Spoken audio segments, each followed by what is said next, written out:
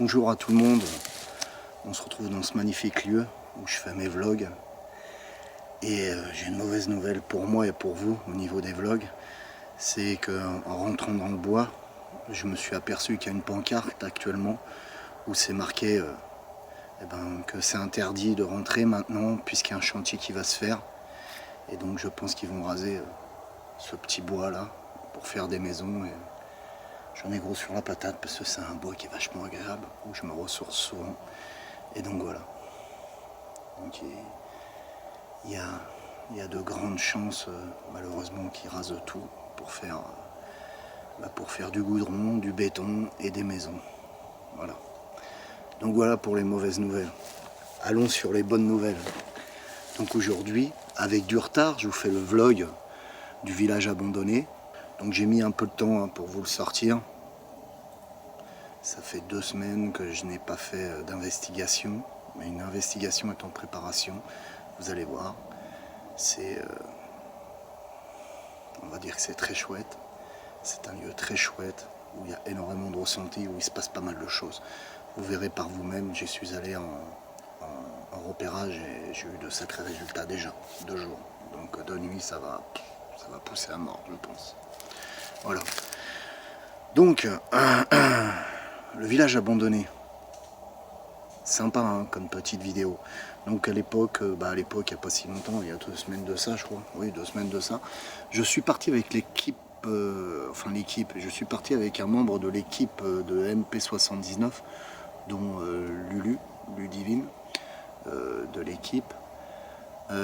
Et on était seuls sur le lieu, hein, je tiens à le préciser, puisque normalement ils bossent en équipe. Et là j'y avais été seul, son compagnon était malade ce soir-là, donc il n'a pas pu nous accompagner. Donc on y est allé ensemble et nous avons eu ces fameux résultats. Donc ce qui m'a interpellé au début, hein, quand on m'a parlé de ce lieu, c'est cette photo. On voit bien cette petite tache blanche, et j'y reviendrai plus tard dans le vlog, hein, puisqu'on va en reparler on va reparler de cette photo qui est très intéressante.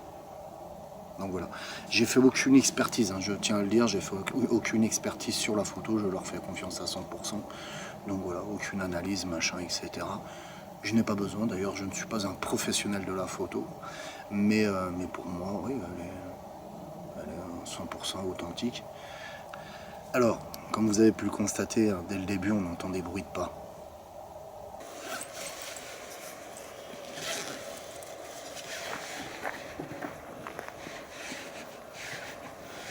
En tant qu'enquêteur, on arrive à développer des facultés.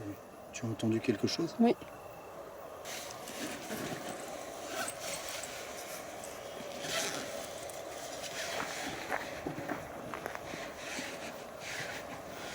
En tant qu'enquêteur, on arrive à développer des facultés. Tu as entendu quelque chose? Oui. Alors, je tiens à le dire, hein, on est au milieu de nulle part. Hein. Ce village abandonné, je crois, je dirais peut-être des bêtises, hein. Lulu me reprendra dans les commentaires en bas de la vidéo quand on verra cette vidéo. Mais genre, je crois que le premier village est à 7 km. Hein. Donc Lulu, reprends-moi en bas dans les commentaires si je me trompe. Mais on n'a aucune habitation autour. Voilà. On entend la route, hein, on entend des voitures passer, mais c'est assez loin déjà. Et en plus, on est en pleine nuit, puis il n'y a personne, c'est un lieu désert. On est sur le parking en calcaire, ce fameux parking où on entend justement les bruits de pas, parce que je pense que ces bruits de pas venaient de là-bas. Mais il n'y a que notre voiture de garée et rien d'autre. Donc voilà, les bruits de pas sont assez curieux. Je pourrais pas les mettre sur le compte d'un animal, en fait. Je vous refais écouter les bruits de pas.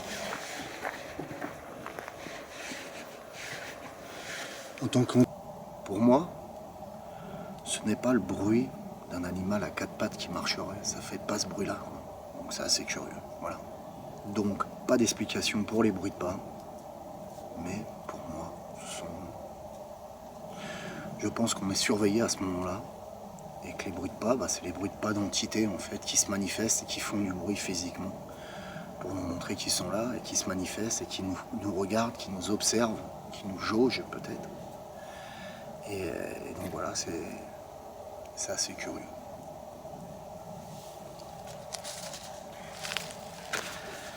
dans cet épisode, j'en parle parce que des gens m'ont demandé, on me voit travailler avec cet appareil.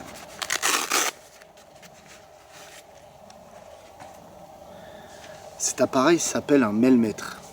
En fait, il est écrit sur Melmètre, MEEL, je vous le mettrai en haut, 8704 RERM. Je vais vous expliquer pourquoi.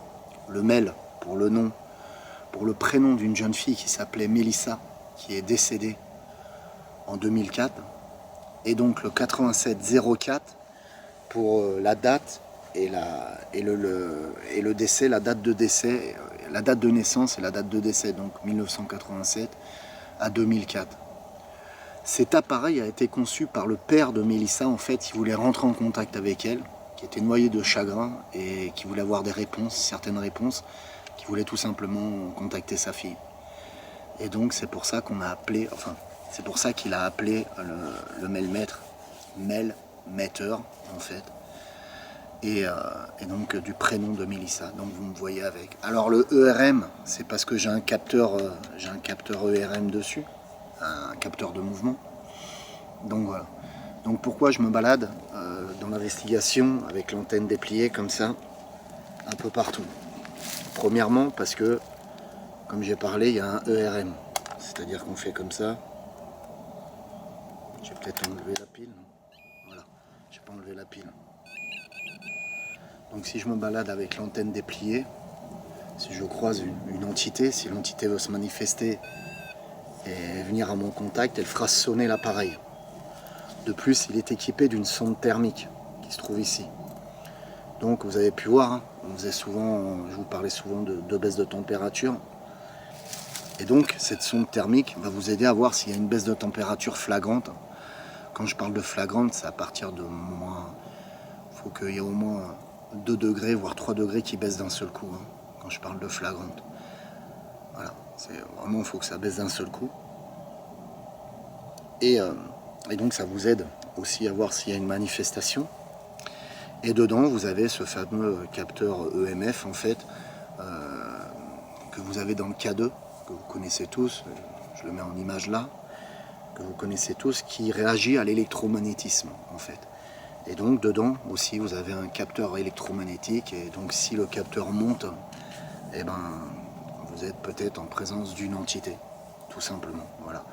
Donc voilà, pour le point sur ce petit capteur-là, en fait.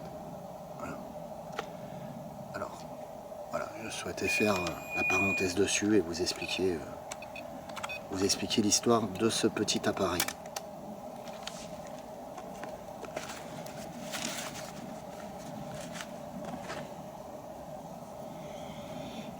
Et je fais une grosse pensée, un gros bisou à Mélissa si elle nous entend de là-haut. Voilà. Allez, on continue. Alors je vais en venir pour moi au moment le plus intéressant de l'investigation. C'est ce fameux puits où on entend ce grattement en fait. Et je vous repasse la scène. Comme si ça tournait autour de nous. Ouais. Ils étaient à plusieurs. Un vers toi, un derrière moi. Tout à fait. Et là je ressens une présence. Tête de ma mère, j'ai entendu le bruit sous le puits. T'entends? C'est sous le puits. Je sais pas s'ils vont l'entendre au micro. Comme si quelqu'un grattait sous le puits. Oui. Ça, tu l'as entendu? Attends. Parce que sous le puits, Je t'écoute. il y a un trou. Enlève tes pieds. Enlève ton pied.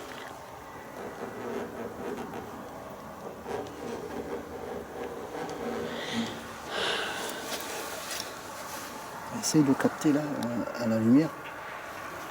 Ça grattait sous la plaque. Ça gratte encore? J'espère qu'ils vont capter à la radio, au caméscope.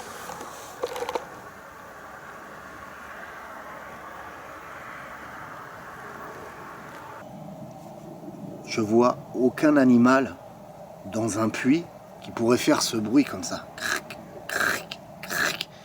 Ça me fait vraiment penser à une entité qui se manifeste, qui est dans le puits en fait, et qui te montre qu'il est là et qui gratte en disant, il montre sa présence en se manifestant comme ça. Pour moi, ça me fait penser vraiment à ça.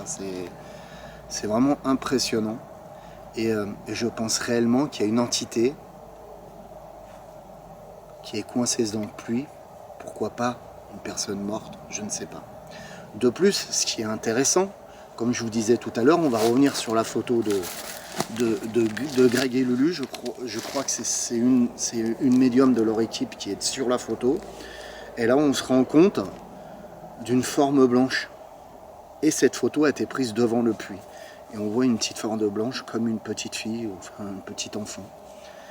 Et donc il y a cette forme blanche, donc c'est assez curieux. Donc tout se passe autour de ce puits. Malheureusement le puits, je ne peux pas ouvrir la plaque puisqu'il est boulonné. Et donc j'ai pas le matériel pour le déboulonner, etc. Et donc on va passer à autre chose. J'ai fait des sessions de ghost box, etc. On a eu de beaux résultats sur le puits. Et après on est parti plus loin. Je pense à l'avenir, le jour où j'aurai l'occasion de revenir là-bas, aller là-bas autour de ce puits et vraiment faire une investigation vraiment autour de ce puits. Et pourquoi pas, comme je le disais, déboulonner la plaque métallique. Et bien sûr bien tout remettre par la suite, rien abîmer. Et essayer de faire une investigation tout autour pour voir ce qui se passe dans ce puits. Voilà.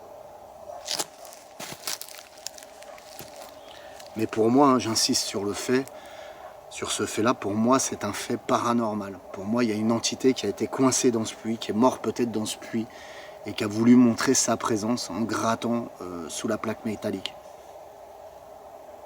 Je vois pas d'animal pouvant faire ce bruit-là. Gratter comme ça. C'est fou, quoi. Alors, je viens à la scène de ce fameux psst qu'on entend un moment quand je parle et que je demande une réponse, en fait. Quand on est devant l'autre puits, où je demande une réponse, et on entend ce psst. Pour moi, j'ai associé ce son plus à un serpent, dont je vous ai mis la vidéo, hein, je vous repasse la scène. On ne sait pas comment elle s'appelle, et on sait qu'elle joue tout le temps. Ça me répond.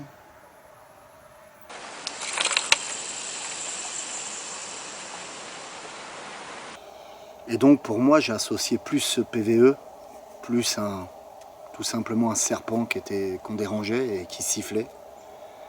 Après, j'ai eu pas mal de commentaires qui m'ont dit non, David, c'est pas un serpent. Et j'ai eu les commentaires de l'équipe EMP, MP79, qui m'ont expliqué que dans leur région, en fait, il n'y avait pas de serpent, en fait, ce genre de serpent-là. Donc voilà. Donc, serpent ou PVE, je ne sais pas réellement. Moi, j'allais plus sur le fait que c'était un serpent. Maintenant, des gens m'ont dit non, ça ressemble pas à un serpent. Donc voilà, à vous de juger par rapport à ça. Voilà, tout simplement. Alors, beaucoup de choses vont arriver. Hein. En ce moment, j'ai été pas mal pris pendant 2 semaines, donc j'ai pas pu trop m'occuper de la chaîne ainsi que des investigations. Mais beaucoup de choses vont arriver.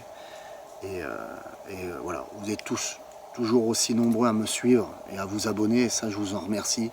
Je remercie tous les donateurs qui d'ailleurs, quand j'ai le temps, je vais sur PayPal ou sur Tipeee, je leur demande leur adresse mail ou je prends carrément leur adresse mail et je les copie-coller dans le groupe, le fameux groupe secret pour vous remercier, où je vous mettrai des photos et tout ça. J'ai pas eu le temps encore trop l'alimenter, ce groupe secret, pour vous remercier de vos dons, où il y a des choses assez sympas et on pourra interagir tous ensemble. Écoutez, je vais finir le vlog en vous disant que je vous aime tous, que la paix et l'amour soient avec vous. Je fais un coucou à ma femme, à mes enfants que j'aime plus que tout au monde. Je vous embrasse tous.